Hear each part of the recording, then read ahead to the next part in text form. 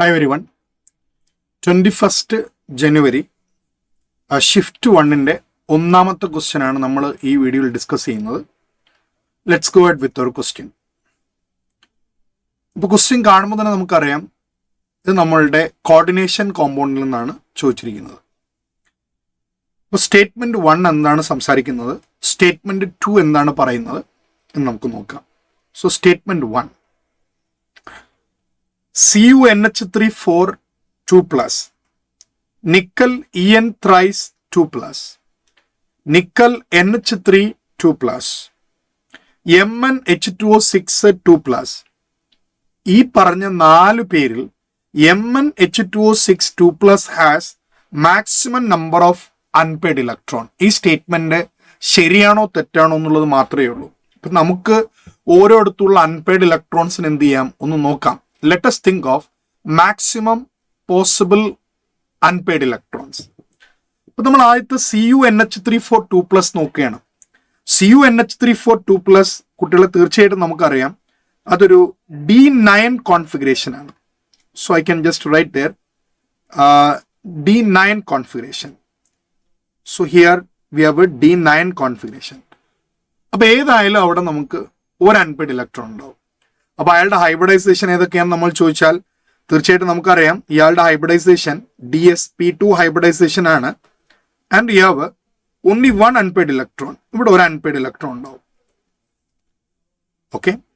എന്നാൽ nickel En thrice 2+ and nickel NH3 6 2+, ഈ രണ്ട് കോംപ്ലക്സ് നമ്മൾ നോക്കുകയാണെങ്കിൽ രണ്ടിടത്ത് നിക്കൽ 2+ ആണ്.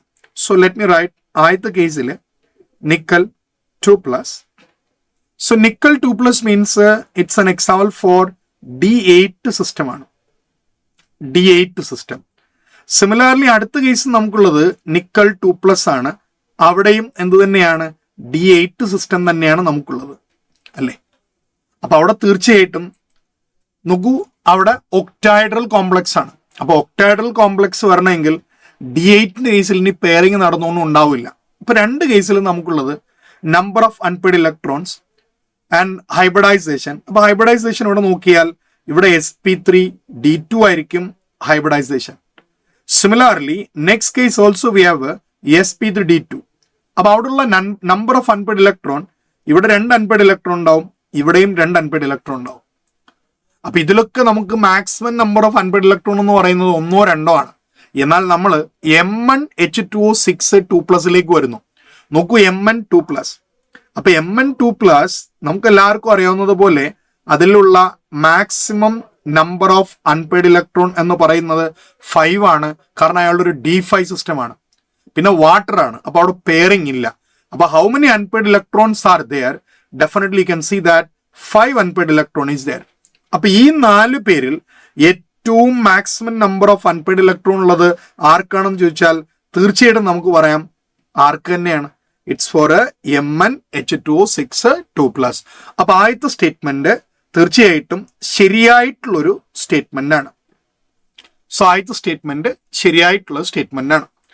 അടുത്ത സ്റ്റേറ്റ്മെന്റിലേക്ക് നമ്മൾ പോവുകയാണ്. അടുത്ത സ്റ്റേറ്റ്മെന്റിൽ 3 കോംപ്ലക്സുകളെ കുറിച്ചാണ് സംസാരിച്ചിരിക്കുന്നത്. നോക്കൂ, ഈ 3 കോംപ്ലക്സ് നമ്മൾ NCERT-ക്കകത്തുള്ള 3 കോംപ്ലക്സുകളാണ്. ആദ്യത്തെ ആള് നിക്കൽ ടെട്രാ ക്ലോറൈഡ്, അടുത്തയാള് നിക്കൽ ടെട്രാ കാർബണൈൽ, അടുത്തയാള് നിക്കൽ ടെട്രാസൈനൈഡ്. അങ്ങനെ 3 കോംപ്ലക്സ് നമ്മളതിലുണ്ട്. അപ്പൊ ഈ 3 കോംപ്ലക്സിനെ നമ്മൾ നോക്കുമ്പോൾ തീർച്ചയായിട്ടും നമുക്കറിയാം ആദ്യത്തെ കേസിൽ നമുക്കുള്ളത് നിക്കൽ 2+ ആണ്. Nickel 2+ means D8 configuration. അടുത്തത് നിക്കൽ 0 ആണ്. Nickel 0 it's D8 S2 configuration ആണ്. അടുത്തത് നിക്കൽ 2+. നിക്കൽ 2+ നമ്മൾ നേരത്തെ പറഞ്ഞതുപോലെ D8 കോൺഫിഗറേഷൻ ആണ്. അപ്പൊ ഇവിടെ എല്ലായിടത്തും 4 ആണ് കോർഡിനേഷൻ നമ്പർ. അപ്പൊ ഇവിടെ ഒന്നുകിൽ അത് സ്ക്വയർ പ്ലാനാർ ആയിരിക്കും അല്ലെങ്കിൽ ടെട്രാഹെഡ്രൽ ആയിരിക്കും. അപ്പൊ ആദ്യത്തെ കേസിൽ നമുക്കറിയാം no pairing. So first case no pairing at all. അപ്പൊ ഇവിടെ പെയറിംഗ് ഇല്ല. പെയറിംഗ് ഇല്ലാത്തത് കൊണ്ട് you have sp3 hybridization. So sp3 hybridization ആദ്യത്തെ കേസിൽ ഇവർ നമ്മോട് ചോദിച്ചത് diamagnetic species contain only diamagnetic species എന്നാണ്. അപ്പൊ നമുക്കൊരു കാര്യം ചെയ്യാം, ഇതിനകത്ത് നോ പെയറിംഗ് ആണ്. അപ്പൊ D8 അല്ലേ? D8 ആണെങ്കിൽ അതിൽ പെയറിംഗും ഇല്ലെങ്കിൽ തീർച്ചയായിട്ടും അതിനകത്ത് 3 അൺപെയ്ഡ് ഇലക്ട്രോൺസ് നമുക്ക് 3 അല്ല 2 അൺപെയ്ഡ് ഇലക്ട്രോൺസ് നമുക്ക് പ്രതീക്ഷിക്കാം. So how many unpaired electrons are there? 2 unpaired electrons are there. So 2 unpaired electrons. അപ്പൊ അയാൾ എന്താണ്? പാരാമാഗ്നറ്റിക് ആണ്. Next nickel tetra carbonyl. നോക്കൂ, നിക്കൽ ടെട്രാ കാർബണൈൽ D8S2 ആണ്. അപ്പൊ D8S2 ഇവിടെ പെയറിംഗ് ഉണ്ട്. So pairing will take place. അപ്പൊ അങ്ങനെ പെയറിംഗ് നടന്നാൽ തീർച്ചയായും അവിടെ നടന്നത് sp3 ഹൈബ്രിഡൈസേഷൻ ആണ്. And there is no unpaired electron. So it's a diamagnetic species.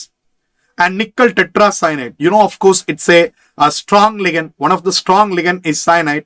So there is no, what we can say, അവിടെ ഒരു അൺപെയ്ഡ് ഇലക്ട്രോണിനെ നമ്മൾ പ്രതീക്ഷിക്കുന്നില്ല, കാരണം അവിടെ തീർച്ചയായിട്ടും പെയറിംഗ് നടക്കും.